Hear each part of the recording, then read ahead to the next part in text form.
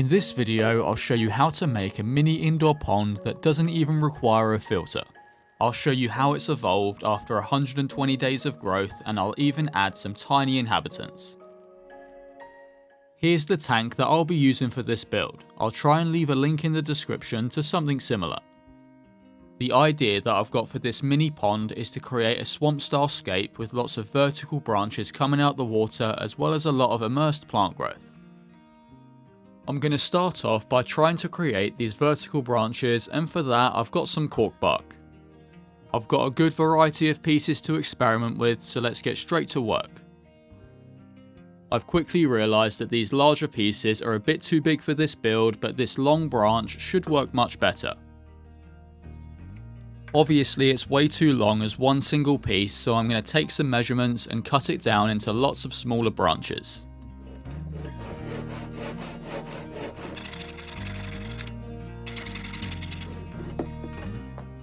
I think that fits the scale much better, so I'm going to go ahead and cut the rest of the branch down. Now that I've cut that single branch down into lots of smaller pieces, it's time to start creating the hardscape. It's going to be a nightmare balancing all these pieces, so I'm going to use some blue tack to hold them in place whilst I create the scape. This makes it much easier to try multiple different hardscapes until I find something that I'm happy with.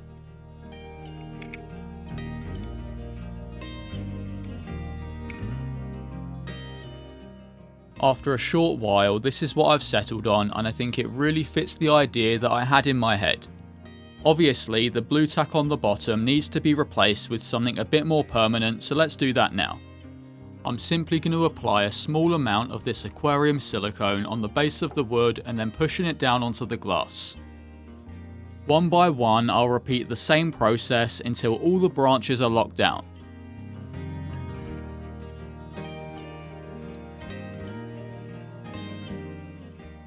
The silicone is now fully dried and all the branches are nice and sturdy, so I can now start thinking about the plants. I want to have plants growing from under and out of the water on the left and right side of the scape, with little to no plants in the centre. In order for them to grow healthy and strong, they're going to need a source of nutrients. This here is some garden compost, and it's going to act as the primary source of nutrients for the plants. I'm pouring in a thin layer on the left and right side of the scape, which is where the majority of the planting is going to take place.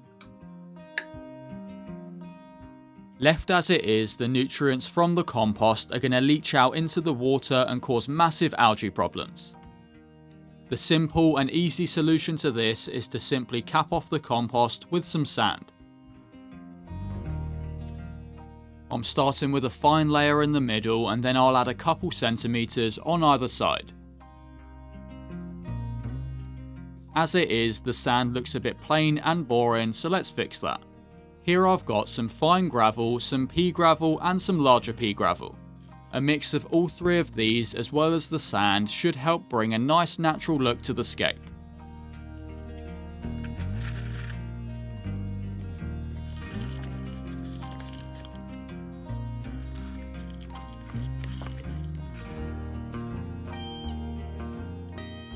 To add a bit more detail to the base of the pond, I'm going to place in some of these rounded pebbles.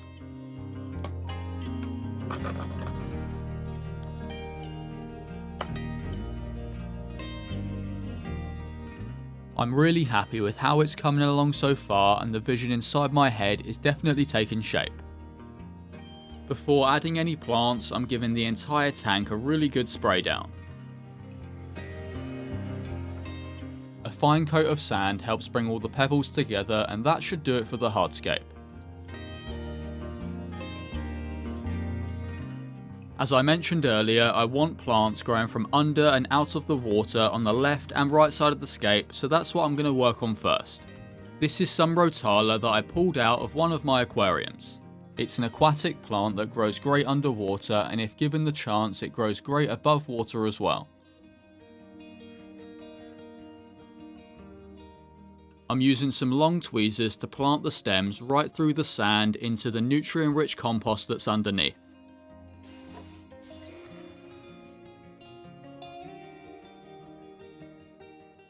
As these are aquatic plants, they're prone to drying out, so a light spray down every now and then is essential. This next plant to go in will stay under the water, but it's going to slowly creep and spread throughout the scape.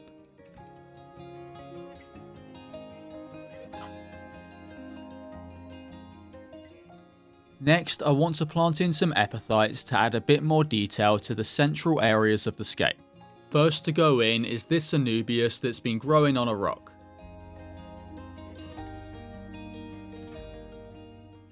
Next I'll add some small Bucephalandra.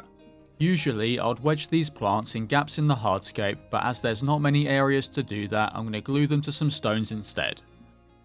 This doesn't damage the plant so long as you don't use a whole load of glue. As these are epiphytes, they don't require the nutrients in the compost to grow, and they simply thrive by pulling nutrients from the water column.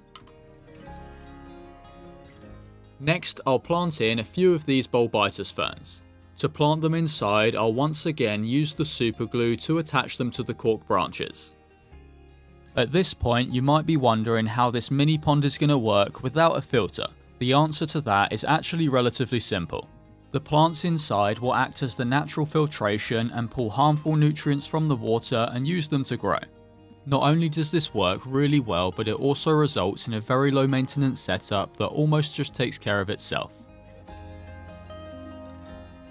This small piece of paper towel will help disperse the water and stop it from disrupting the scape or uprooting the plants. As for the water that I'm using, it's just regular tap water that I've dechlorinated.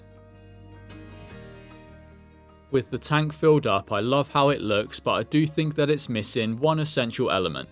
A mix of floating plants is really going to help bring a swampy look to this mini indoor pond. All that's left to do now is to let the plants grow in and establish before adding some tiny creatures.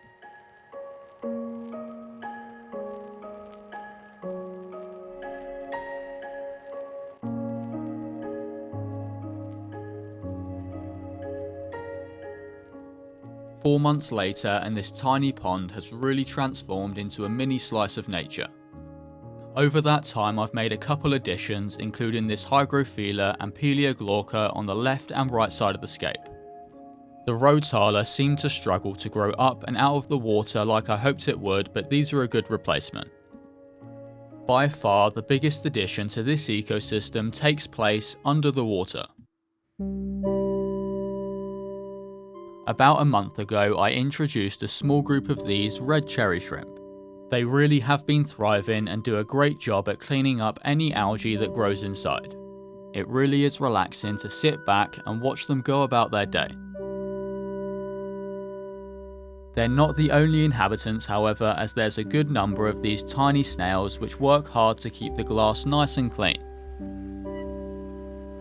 As for maintenance, I do a water change every month or so and trim the plants when they get a bit too invasive in the foreground. Other than that, it's pretty much maintenance free.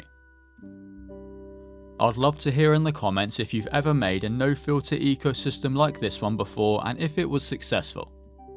If you enjoyed this video, be sure to subscribe as I've got plenty more cool builds coming in the near future. As always, thank you for watching.